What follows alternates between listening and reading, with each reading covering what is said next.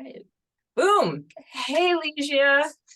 Hi, Raven. Thank you for the invite. I'm so glad to have an excuse to actually just hang out with you because it's been too long. Yeah, I know. How long do we know each other now? Like many years, I Yeah, think. yeah. Let's not even count the years, right? Because you're not showing them, so we're Hmm. that or you're drinking some blood that I don't know about. Look who's talking, the vampire creator. Yeah, well, you look better and better every day. I guess it's the magic potion, right? When you hang out with vampires, they give you some secrets. Well, congratulations on your book. Congrats on the audio version of your book. What a great accomplishment. I've Amazing. I have been waiting for this, just trying to get everything to fall in line Mm-hmm. properly for the longest time, and having Amber Benson be available and interested in doing the book was just like, okay, it was worth the wait to get her because Mm-hmm. she was made to do Noosh, or Noosh was made to be read by her, or some version thereof. But I can't wait for people to hear this. Every time I hear it, like the first time I heard it, I cried. Like it was so perfect. So Yeah, so you say your characters, your vision came to life by how she embodied it. but the way she embodied it, it didn't even feel like it came out of my head. Like they feel like they don't feel like I wrote them. They feel like they're real. It's Oh, wow. Wow. that's what a good narrator will do, but she went above and That's beyond. that's really very impressive. So how are you feeling about having that out in the world Well, and touching people? it's not out in the world. We have the pre-sales coming up in about a week, I think, and then it Mm-hmm. drops on the 26th. So right now Mm-hmm. I'm in this state of limbo where I'm excited about it, but no one else can be as excited as, except for the few, the people who worked on it, so I'm just kind of like, I'm so excited and you will be too. Well, that's actually the excitement of you having the vision fully formed and knowing what's coming and being excited for people to see that and taste it and enjoy it, Oh, you yeah. know. Once you start listening, it feels really immersive. So it's gonna hit you on a lot of senses, even though you're just listening. Uh, Yeah, I'm really excited. And can we just go right into how did you find the inspiration for this book and for this one in particular? And what about Vlad, the devil, Vlad Impaler, the dragon? well, I'll say it really quickly. People have heard me talk about this before, but I dreamed a scene from the book. Oh my God, I didn't Yeah. know that. Tell me about it. Well, Wow, I how? mean, yeah, that turns out there's a lot of things we didn't know that we need to talk about today. But yeah, I woke up from this dream and it had Sandu and Noosh in the dream. And actually, it was one of the spicier scenes in the book. And I just ran to my computer. I don't know what I was supposed to do that day, but instead of doing that, I sat Hmm. and I typed out that scene. And then it was all kind of there, who the characters were, the fact that it was Vlad Sapesh, you know, and so it was kind of like, well, I knew who he was, but then I had to go back and do a little research, which is going to tie in a minute. But yeah, then I went back to the beginning and I wrote the entire book and learned about Noosh as I was writing her, and learned more about the guy who now calls himself Sandu. Like I knew what had been on the historical page that I had read about him, but in writing him, I found out a lot more about who he was.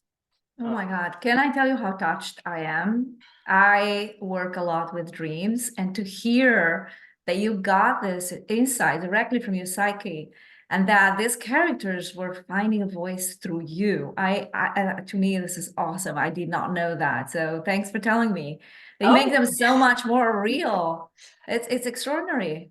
well, I've never had any control over them. Like they have always been doing their own thing, regardless of what I wanted. Like, so as you remember from going over the book and doing the incredible work of fixing, just being like, okay, those Romanian words you're using are not the right ones. But there are, there's a whole bunch of spice early on in the book. which is tied into the way that she is turned into a part Amur, a vampire.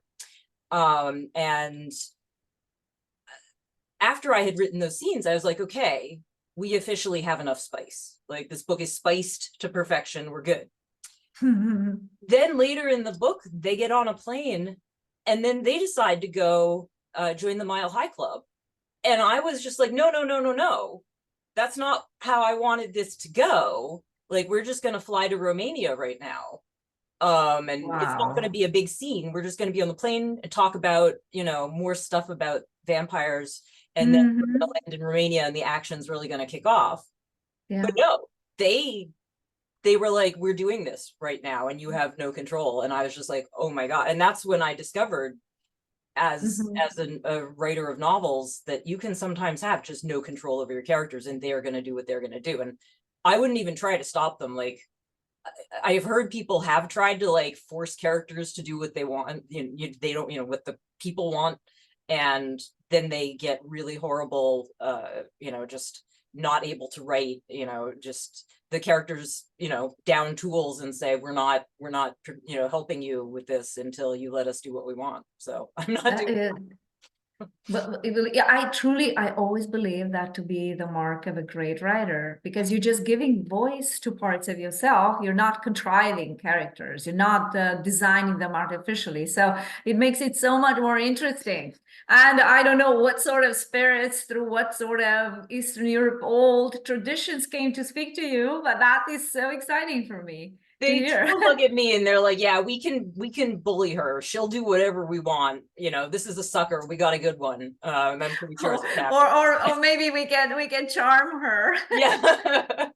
Well, they did get someone who will fight for them. And that's absolutely like, when I was with the first publisher that I started with and then I left, they tried to censor me. They tried to do all sorts of stuff. And I care about all these characters and I will fight to make sure that they are represented properly.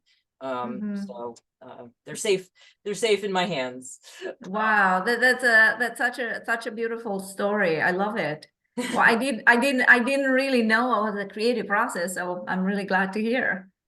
Yeah. I'm not even sure what creative even means anymore, because I just sit down and I write, and like some days it's hard and some days it's easy, but I feel like I knew more about writing before I was like 3 books into a series. Now I don't even think I know about writing. It's just something I do. That, I try not to have too much control over, because I would get in the way of it.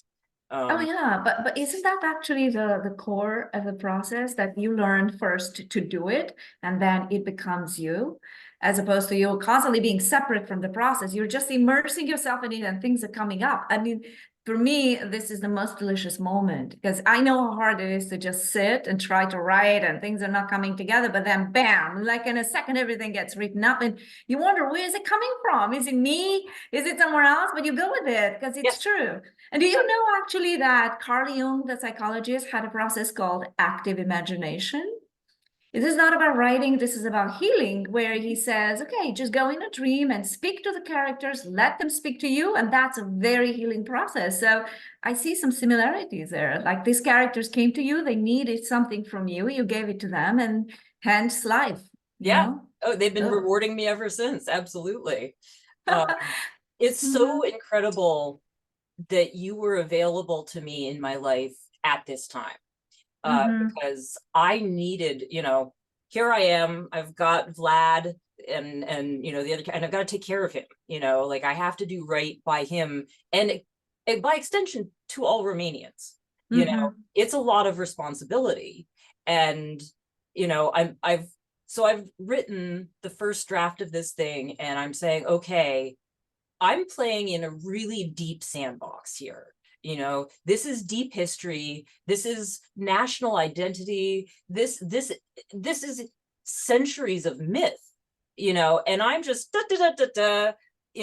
doing what I want with it. And I did not feel okay to put this book out to the world until it had gone past you, and you had. But the crazy thing is, I didn't know that you were friends with Radu Florescu, who okay, when I was 12, I read In Search of Dracula. 12. I don't even know why a 12-year-old was reading this, but there I was doing that. And then when I started reading the book, and I was like, well, I need to know properly about, not just the stuff I remember from reading it before, but I need to do a deep dive. Then I got, the manual basically, and take a look at how marked up this book is. I mean, I relied very heavily. I've got all kinds of notes in here. It's, and meanwhile, first off, like, we worked together on the Pimsleur Romanian course, and we had a great time. Like, we had so much fun. You taught me so much about Romanian, which I fell in love with. It's such a beautiful language. And that's one reason why there is so much Romanian in the book. And why wouldn't, Vlad Sandu be speaking his native tongue? But, and then I reach out to you and I say, please help me with my vampire book. And meanwhile, I have no idea that the foremost Dracula scholar, the man, the myth, as much of a myth as Dracula is in those circles. And you were there helping me out, being the perfect person to help me out. And I knew you were perfect, but I didn't know how perfect you were. How did you come to meet him? Because ever since I found out, I have been dying to ask you this question. Like, I've been just like bouncing.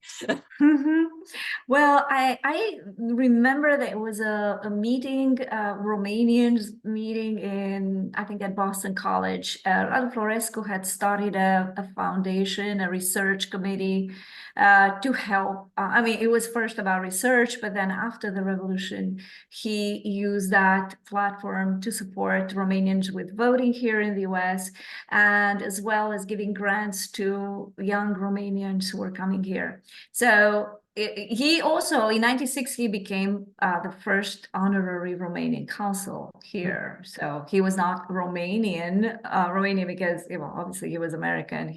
His father left Romania, the beginning of World War II. So he studied at Oxford. Then he came to America and so forth. So I think he came to America maybe 1950 something early. So I was struck how amazingly kind. He's never met me before, and I was very, very young. I didn't know anything. He was like so paying attention, looking into your eyes, talking, being extraordinarily generous. And this is this bigger than life figure, and everybody is awed in his presence. He had an amazing presence and very peculiar way of speaking. And his leonine hair, his way of being in the world, it was just you felt you're always in the presence of somebody great. But it was not a persona. He was this naturally kind, interested, generous person, and he was also very distracted. He had a part of him is never paying attention to details around him. I remember that he invited me to a party in his house in Bucharest. I remember, maybe it was '96, and driving through Bucharest, talking about a million things, and he can't figure out parking, and he goes in circles again and again and again. I'm like, oh my God, Professor Florescu, where are we going to park? No worries, it's going to take a few more laps. Okay, so he was, yeah. So he's. I think every person he met, he was.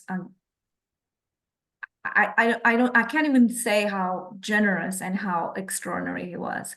One day he took my mom to his house in Scituate just to show her around and talk about Romania. And like, why would he even spend time with people that he barely knew? He barely knew my mom then. So yeah, it's wonderful. And I didn't know that you also read his books and how extraordinary that is. I think he also understood something very deeply about history and myth, which I think few people understand, because there is the history of it on the one hand, and then there is the myth. So the myth is of the myth of the undead that for a very long time existed in Eastern Europe. My personal opinion is that and research I've done, but I'm not a historian, is that when people are improperly buried during those times, then you want to make sure they're not coming back. In addition, there is Christianity that's exploding in Europe. So that gives you the idea of the afterlife, that unresolved business coming back. So you have the whole thing. And I asked my mom the other day, what about Strigoi? She's telling me all the things that her grandmother was doing in the village to keep, like as tradition, to keep the strigoi away, like the things they would put on the roof of the house to keep them away. Then when they hear the horses making certain sounds at night, they knew that something was happening. So there was that tradition on the one hand. Then it was the reality of historical reality. And I know we discussed what is the Dracula and the dragon, what's the connection? So historically speaking, when I was a child, we were only allowed to know the historical aspect of Vlad the Devil. And that was his dad, Vlad the Dracula #2. Yep. He was at the court of, Sigismund of Luxembourg, and Sigismund, the Holy Emperor, the Emperor of the Holy Empire, and the King of Hungary, the King of Croatia, he had established in 1408 the Order of the Dragon, or the Dragonists. Mm-hmm. So that was the order of Christian chivalry, aristocrats, knights, all uniting against the danger at a time of the Ottoman Empire, who was taking over Eastern Europe. And I was always wondering, what has the dragon to do with it? What? And then, of course, the dragon is so prevalent in the Christian religion. Saint George, who was slaying the dragon. And what I thought I understood later in life, now when I was a child, is the fact that you fight fire with fire. So you actually become evil to fight evil. And then it's a very fine line between keeping your humanity and not crossing over once you have fought evil. So then devil and the dragon become the same, but it's up to you how you own that piece in yourself. So that's what I saw. And I thought Florescu brought this to life with so many historical data. And it's interesting, the book was written in 73, I think, the one that you really like. First publication 72, I have a 73. 72. Yep. So while I lived in Romania, we didn't know anything about anything about vampires, or we were not allowed to deal with anything that was religion or myth, anything. Everything had to be very literal, very first level, so it can be controlled. Yes. But then I actually learned about Vlad from Radu Florescu. He was telling me, I'm like, you were the expert #1 on Vlad? He said, I surely am. I love it. Yes. So he was so curious. And he studied Bram Stoker, which, at the end of Romanticism, at the beginning in 19th century, this spread with the beauty of vampires, as opposed to the Strigoi or Orcalac or Pricolici, who were very frightening. Now they're this glamorous character. So I think Radu was really annoyed that there was no historical details about Romania. He was not giving credit to Vlad. Yes. Yeah. So you were saying how you weren't allowed to learn about anything except, Vlad, Dracula, and his father, the very historical, precise. So I would just reread this before we talked, because it's been a while, and it's a pleasant, I love reading. It's like a comfort read. I had not remembered. So it starts out with the Raymond McNally talking about, this American perspective. And he says in the book, which just totally floored me, most of us Americans, so this is 73 here, didn't realize Transylvania was a real place. And it was a good thing that I was laying down and reading in comfort at the time, because if I'd been standing or sitting, I would have fallen over. So this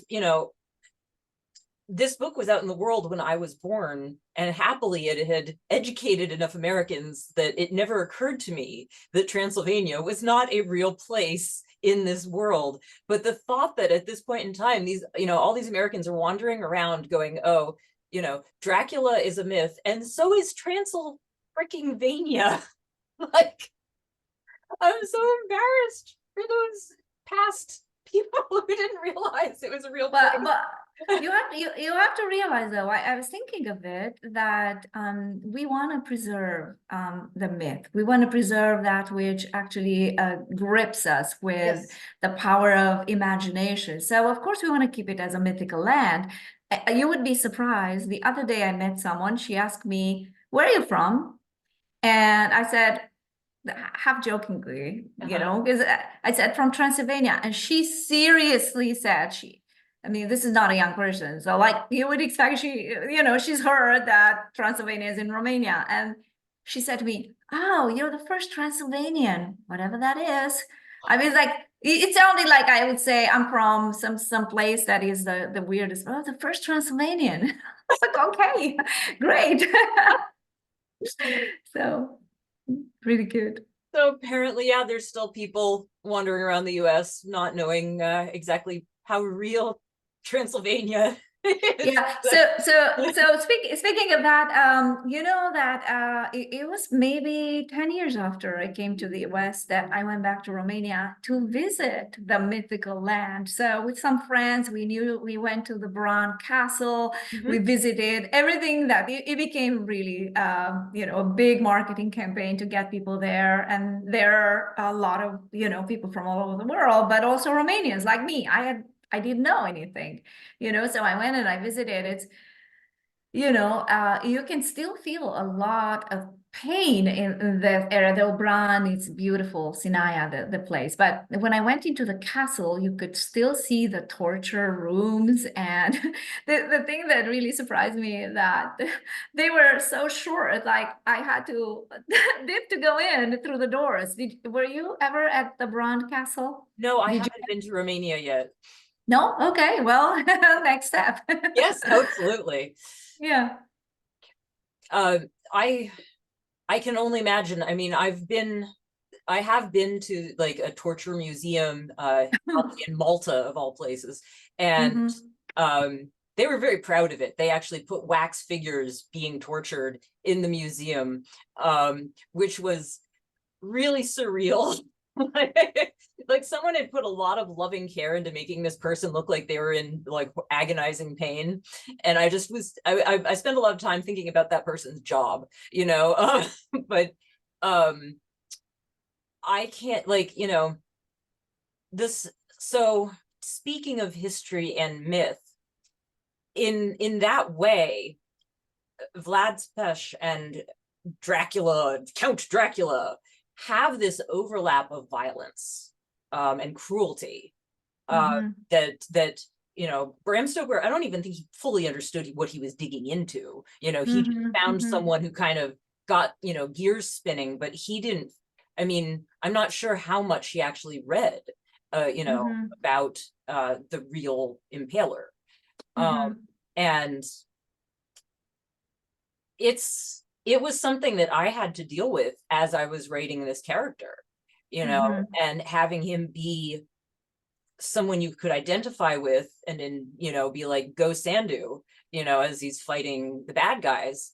But also at the same time, it's like, for a whole lot of Europe, and certainly for the Ottomans at the time, he was the bad guy. He wasn't the hero, he was the villain. And we're never going to know, like, did he do the thing where he skinned the feet off of people, poured salt on it, had goats and lick up the salt? Okay, I did not know this exact terrible thing. I just what I knew, I guess, like most people, is the skinning alive, the Yep. impaling, which was his signature. So Yes. the question you're asking is, did he really do all these terrible things, and was he truly that violent, or it's more like a bigger First, persona? I mean, yeah. Well, the propaganda campaign that the Saxons, they were mad about him killing so many of them, and not yes, reasonably. So at that time, there was, the printing press had been invented, and they start putting out like the first like negative propaganda campaign. What, yes. did they make up? Like, did they just let their imaginations run wild and, make him far more evil? was, So yeah, it's interesting that you're using the word evil. I was thinking, knowing I'm going to speak with you, that we're using sensibilities of the 21st century for the 14th century, right? yes, So it's pretty hard to understand what they must have been going through. Romanians were, pretty much powerless under the Ottomans. They were at the mercy of all the conquerors at all times. So seeing a guy who was doing everything in his power, who was also very strategic, he was so determined to help his people, the Wallachian, the Romanians, whatever it was, they were not Romanians, obviously not in the national state kind of right. word, The but future Romanians.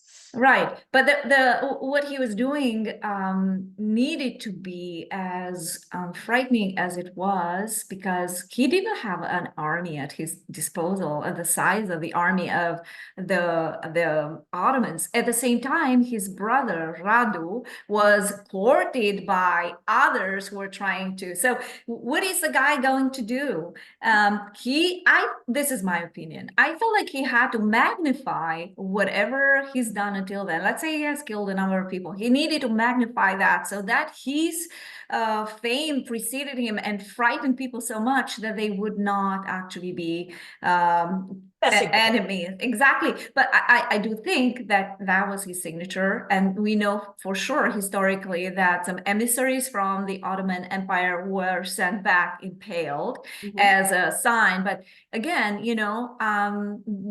do we consider Attila the Hun or Genghis Khan cruel?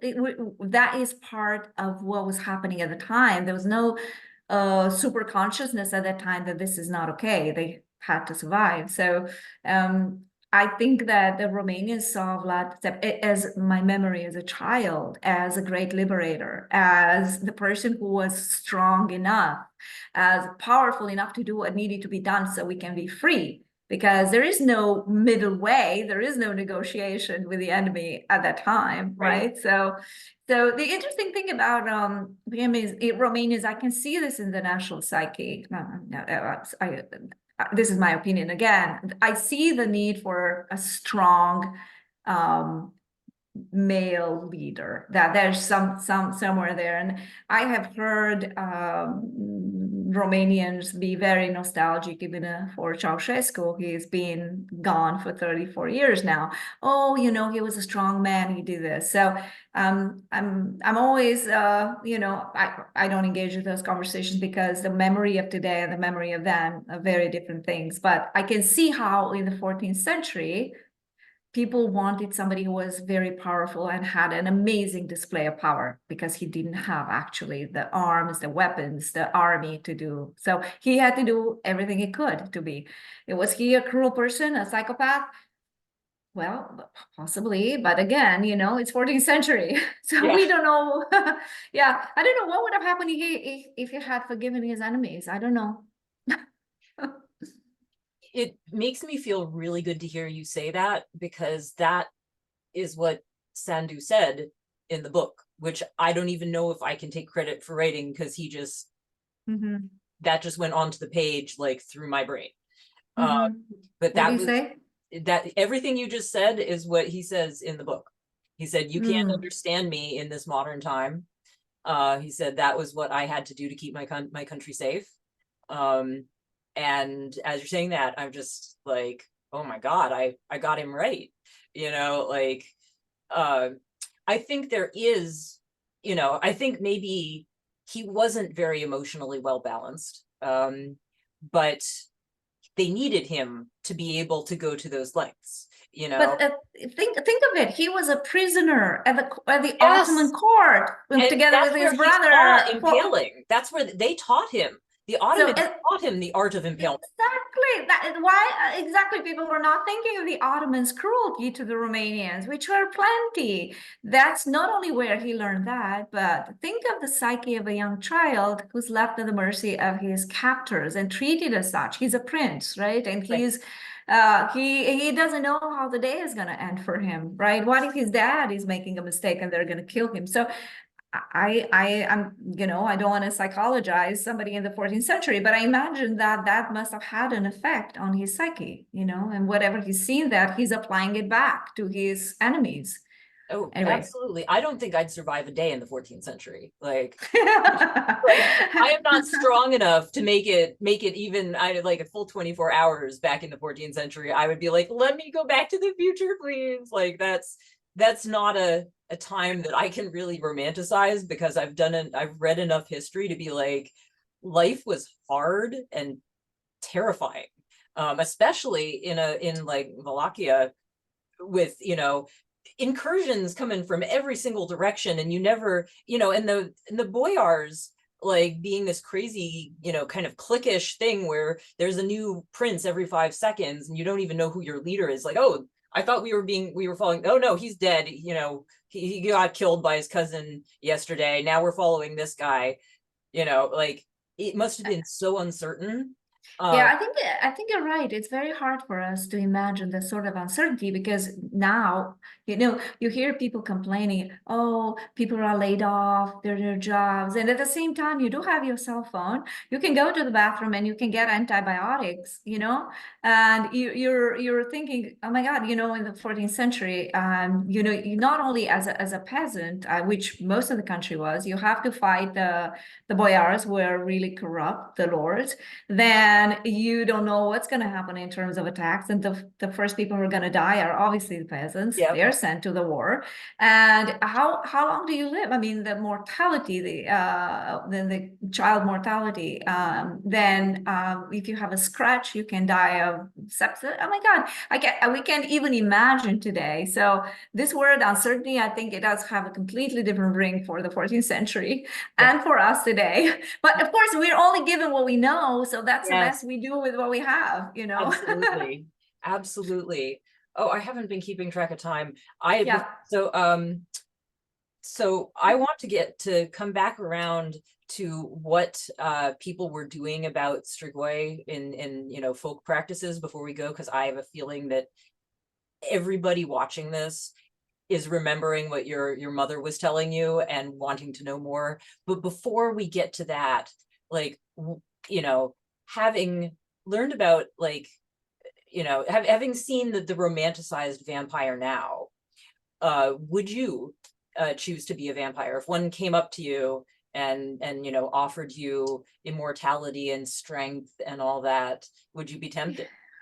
Well, Raven, I personally would say no to that, only because I have a very, what's the right word? A very interesting relationship with death. In other words, I think that death is such a gift. Mhm. In other words, we're imagining that how fantastic it would be to be a vampire but we are not thinking of all the emotional pain. I mean, okay, you're immortal, your body is fine, you're not, but the emotional pain, how to deal with a lot of things. So sometimes death can be just a gift, because you need bookends. You need to have a beginning and an end to be able to appreciate a situation. So when I started teaching at Boston College, the year when I came here to the US, every student asked me, would you bite me as a vampire? I was like, what are you talking about? I had no idea, because I did not tap into the vampire tradition. And definitely I did not think of Vlad, the devil, Dracula, as a vampire. We never made that connection there. But we were pretty insulated from the world. Then when Professor Florescu explained to me what that was about, I was like, oh, he said, that's the only reason they came to your class. They thought you're a vampire. I was like, you tricked me into it. Yeah, he said, somebody needed to teach Romanian. Why didn't you tell me about it? Look, he said, please, please, please teach this class. I was, okay. But, oh man, I did not know what I was going into. Everybody just, no, I don't care. Just tell me vampire words. What is vampire words? Is that Romanian a vampire language? No. That's so funny.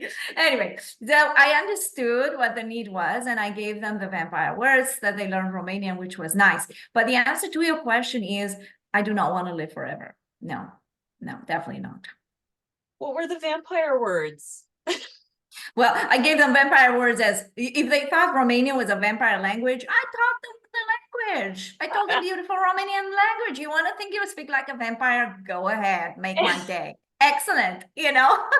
But they were very excited to learn vampire language. So if they wanted to conceptualize it as such, great, you know. They were Absolutely. excellent students. Yeah, anything that gets people learning, that's fantastic. Do you remember in the Romanian course, we snuck in the phrase, I do not drink wine, as a little shout out to the Dracula film? Yes, I thought it was so cute. And actually, I asked my mom, I said, did you remember at all in Romania? She said, about vampires. She said, no, we did not have access to that. So we learned about vampires only after the revolution, after 1989. We were completely separated from any connection between the devil, the dragon, and the vampire, you know. Well, yay for the revolution, bringing vampires back into your life. Like, you would have thought that it was a lot more other things than vampires, but you know, that's I hadn't thought about vampires being connected to freedom. That I'm going to be thinking about that for a long time to come. Actually, we're going to have future talks about that.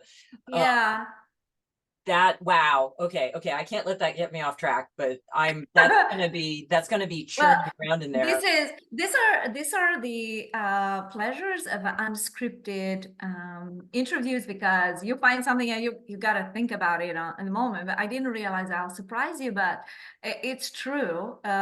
This is Vampires are the glamorous, beautiful side of a very dark history. It's glamorized, and we want to see it in its glamour side, and they're also handsome.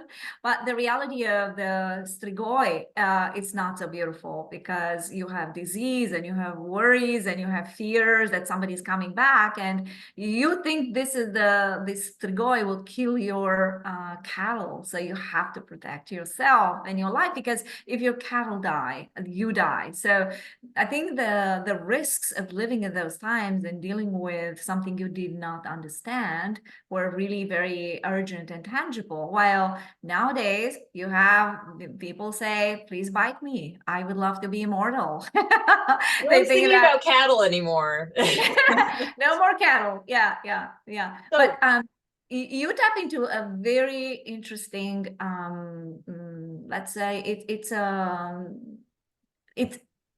this myth possesses people. It possesses them. You can, once you're possessed by the myth, it's very hard to actually step out of it and say, well, it's about that myth or this myth. It's like it has a grasp on your imagination and your heart. So yes, and oh God, I wish we had longer to talk today, because I'm holding myself back from going off into so many different directions. So one thing I wanted to ask, in Romanian, there is the strigoi mort and the strigoi viu. I use that in my book because it was very convenient for me with what I wanted to do, but I honestly didn't know what they were before I jumped in and used them. Could you educate me belatedly? You know, I wish I could tell you more. I didn't know about the ones that are alive. I just knew about the ones that are dead and they frighten people. And to keep them away, you have certain plants, certain times of the year where you're putting garlic out, or you're putting certain plants, and you have a ritual around it to keep it out. So that's all I knew. I really, you're surprising me now, because I have to go ask, because I didn't know about the live one, you Well, we're know. going to have part two of this interview at some point then. So yeah, it's because basically the vampire or the strigoi is already dead, but he's undead, right? Right. So that's the interesting piece, you know. So maybe it's the same thing in a way. Maybe it's the one that's come back and now is not going anywhere. So tell me, I know you have to go soon, so just tell me as many of those rituals and beliefs, those true myth items, you know, and things that were myth but part of people's life as you can before I have to let you go. No worries. Let's take a few minutes, but let me just say something. Maybe this is going to be part two, because you inspired me to think about it. And I asked my mom. So what happened during communism, everything that seemed to be superstition or religion, they try to eradicate it and separate you from that. So then your only way of thinking of the world is how the party is going to script it for you, right? Even as a little child, you were directed to do certain things. So people were doing this in hiding and respecting certain traditions and keeping them really buried and hidden and rarely talking about them. But because I prompted my mom and she's writing a book about her ancestry, she got really excited about it. And she said she's going to find out. I mean, she just told me a couple of things, which I thought were interesting about certain times of the year they would get and put something on the roof of the house. And her mother would say, everybody gets in because you're going to hear the horses now coming. They heard that sound of very restless horses for whatever reason, whatever it was. But so I need to learn more about it. It was quite interesting, but I thought in preparation for our chat, I'll ask. Oh, I am so excited to hear more. At this point in time, I'm like, wait, let's run to Romania together and do research and find all these. I just want to hear all of these because I don't just love the sensual vampire, the romantic vampire. I love the deep stuff that, you know, builds the thing that you can't have the romantic vampire without this deeper history. And I'm so fascinated by it, and I want to know it. I need to know everything I can about it. And Yeah, I'm so glad that you're doing research. It's not only a fiction, but I want to say that it's interesting that we are discovering, I am, and I know other people are discovering the history of Dracula through the more glamorized version of the vampires. We never made that connection. So we are discovering it. So now through your book, I can look at it with fresh eyes and see other things that I haven't seen. So I'm really very honored that you decided to write about Romania, and you know, many more people are coming into the history with appetite for understanding what truly happened there. You know, that's the role of fiction, I think, also. You know, to connect you to. Romania and gave us this gift of the vampire. I mean, there were vampire-like creatures coming from, you know, other places in the world, things that drank blood and maybe didn't look very much like, you know, our version of the vampire now. But, you know, literally Vlad Dracula, you know, had his name assigned to that, you know, from the very start of the romantic vampire era. Yeah. You know, that is a gift to fiction writers like me, to and goths. Yeah. Yeah. And I'm so glad that us fiction writers and goths are giving back, you know, to the land, you know, that he came from, where you guys weren't allowed to have your vampires. No, and I think that Bram Stoker, he picked a few motifs and he created this bigger than life character, and then you know, I think Radu Florescu did more justice to vampires because he put things in context. I think Bram Stoker didn't really give credit to Romanians for Vlad, and then Well, you they're know, all just Radu peasants Florescu. at this, in his mind anyway, at this point. So Yes. So we need to really give a shout out to Radu Florescu, who brought it into consciousness, you know, through his research and made it real as opposed to just fictional. Yes, yes. And do you know that as an interesting trivia that today is May 16th and Radu passed May 18th, 2014, like 10 years ago, almost to the day. So we he would be must raise a probably glass of red wine to him. or red blonde. Yeah, yes. Anyway, he would be very pleased that we're talking about him. And I'll tell you, I miss him so often. He had the most peculiar way of talking and seeing connections between things. And yeah, so I'm very glad to just at least be able to speak about him.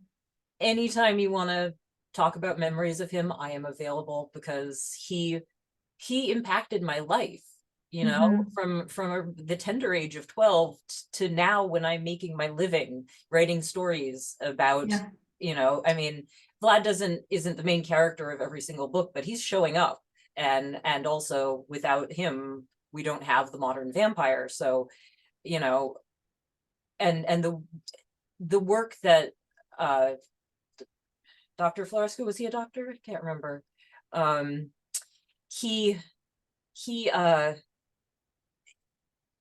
took this thing that had gotten out of control as a fantasy and brought it Mhm.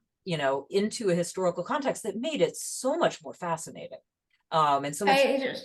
He grounded in it, but also I think that Vlad the Devil needs a little bit of revision, because is he being reviled for so long?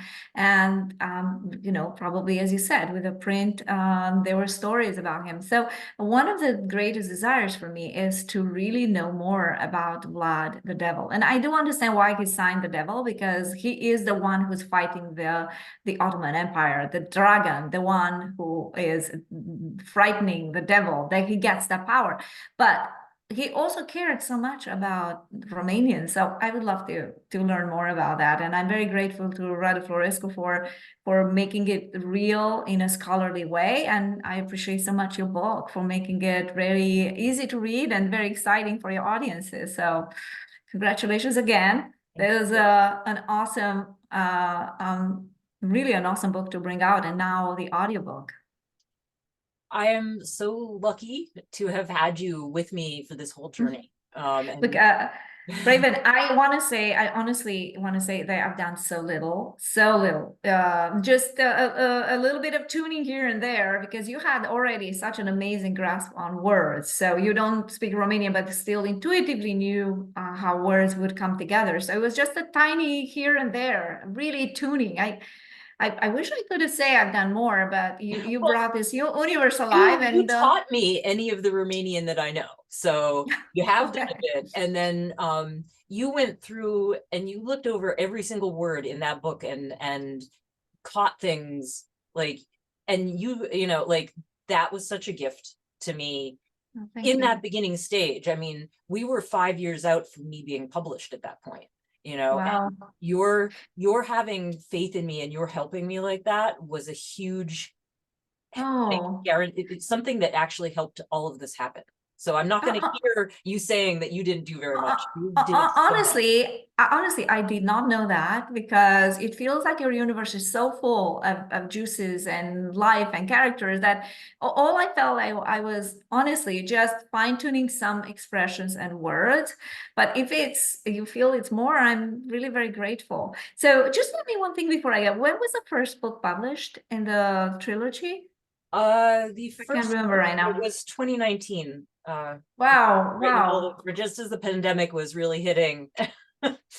Wow, this is amazing. Well, congratulations, and I hope a lot of people read and think kindly of Vlad the Devil. Yes, and I hope they go on and read Radu Florescu and dig deeper into history. Like I put a lot of history in there, and there's a lot of kind of Easter eggs, like characters will make references to stuff and not explain it, which happens in life. So I like doing that.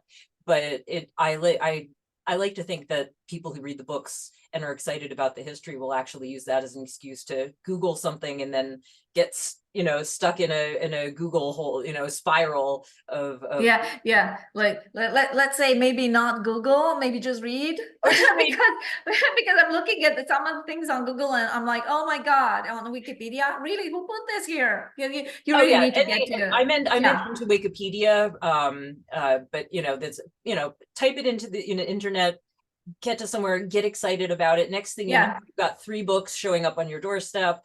At least that's the way I end up.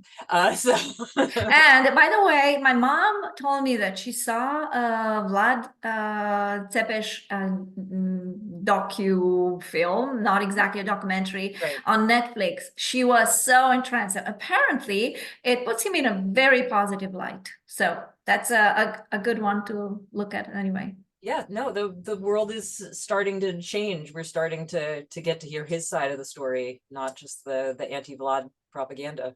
No, yeah, only 7 centuries later. Yeah. Well, if he's a vampire, he's been waiting for it all this time. So. Yeah, exactly.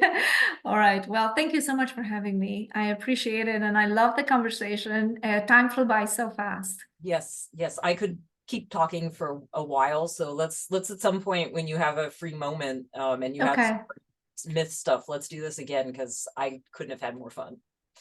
Thank you. I love it too. All right. Okay. Bye.